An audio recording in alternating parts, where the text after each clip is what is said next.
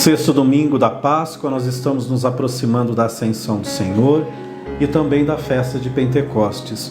No Evangelho desse dia, o Senhor nos diz que o Paráclito está próximo, que aquele que é o advogado virá da parte de Deus para nos defender. Ou seja, o Senhor prepara os seus discípulos para verdadeiramente estarem abertos a esse mistério de Pentecostes. Pentecostes não é simplesmente um evento.